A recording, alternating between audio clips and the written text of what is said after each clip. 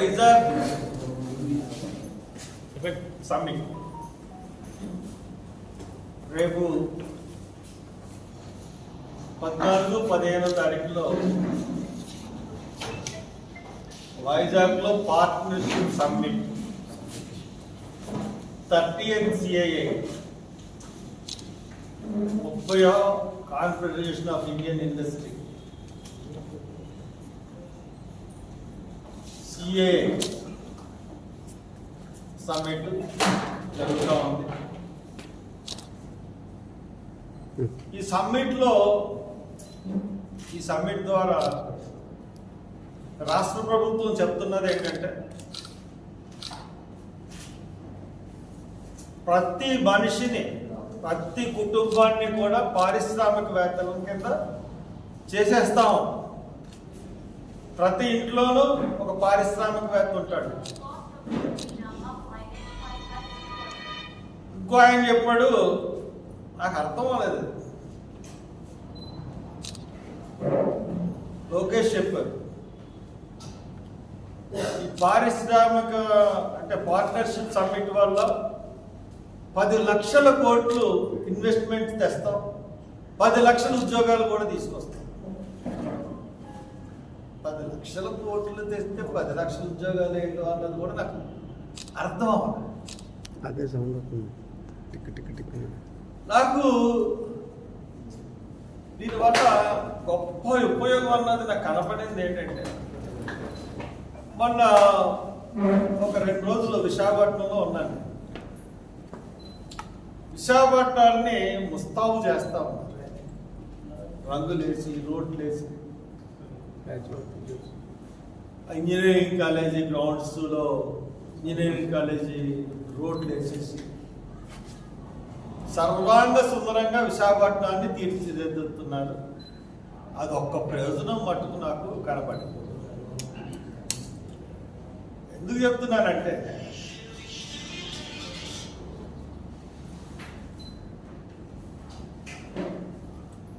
ఉట్టికి ఎగరలేనమ్మ ఎక్కడికో ఎగిరిందంట. ఇప్పుడు దాకా మీరు ఒక్క పారిశ్రామికవేత్తని ఆదుకోలేదు, కానీ మీరు చెప్తున్న మాటలు కోటలు దాటిపోతా ఉన్నాయి. లాస్ట్ ఇయర్ కూడా 2015లో మీరు సబ్మిట్ చేశారు. ఆ సమ్మిట్కి ఎవరిని రానివ్వకుండా జగన్ కూడా ఎయిర్పోర్ట్లో అరెస్ట్ చేసి హైదరాబాద్ పంపేశారు.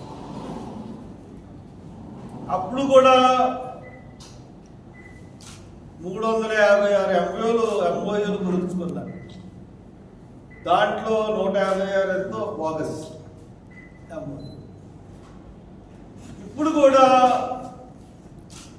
మీరు చెప్తున్నది ఏంటంటే 10 లక్షల కోట్లు మేము పెట్టుబడులు తీసుకొస్తాం అని చెప్తా ఉన్నాం. చెప్పడం వరకే.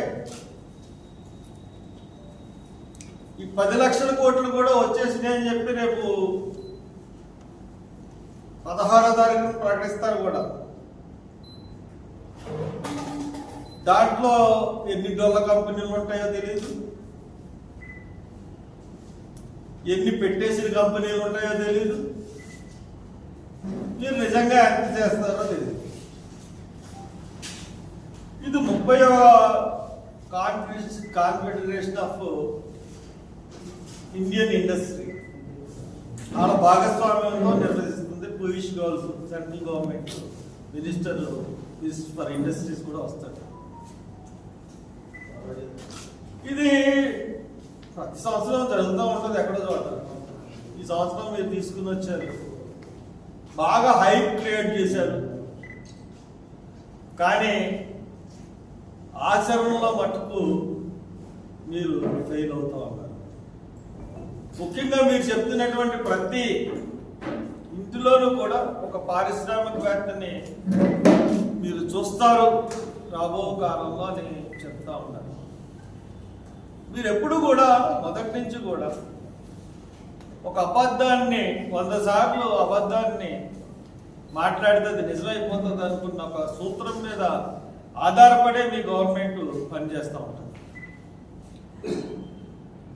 ఎందువల్ల ఈ మాట చెప్తున్నారంటే మీరు అనుకుంటే నేను ఎక్కువ మాట్లాడుతున్నది చంద్రబాబు నాయుడు గురించి, టీడీపీ ప్రభుత్వం గురించి. నేను ఎందుకు చెప్తున్నానంటే సూపర్ 6 సూపర్ హిట్ అన్న నిజమే. ప్రజలందరూ సూపర్ 6 సూపర్ హిట్. ఒక్క పథకాన్ని కూడా మీరు చేయకుండా ఏంటంటే అంతకుముందు 10 రోజుల క్రితం మహిళలకు ఉచిత బస్సు కల్పించి ఇంకా తగినవన్నీ కల్పించేసినట్టుగా సూపర్ 6 పథకాలన్నీ అయిపోతున్నట్టుగా ఒక భ్రమ కలుగు చేసింది. నేను ఎందుకు ఈ విషయం చెప్తానంటే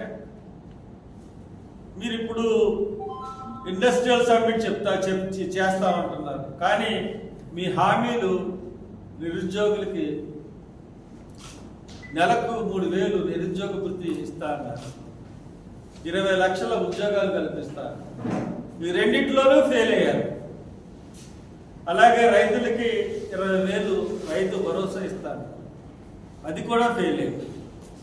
మహిళల్ని మేము ఆదుకుంటాం, వాళ్ళని ఆర్థికంగా ఆదుకుంటాం. 19 ఏళ్ళు దాటిన ప్రతి మహిళలకి మేము 1,500 నెలకి స్టైపెండ్ కింద ఇస్తాము, ఆర్థికంగా ఆదుకుంటాం అన్నారు, అది ఫెయిల్ అయ్యారు.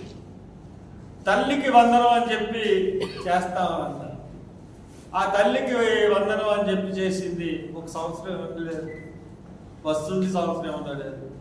2వ సంవత్సరం ఇచ్చారు కానీ అందరి పిల్లలకి ఇచ్చారన్నారు, కానీ సరైన స్పందన అన్నది ఈ 2 పథకాలకి కూడా రాలేదు. తల్లికి వందనం కానీ ఒక బస్సు కంప్లీట్గా వదిలేసింది.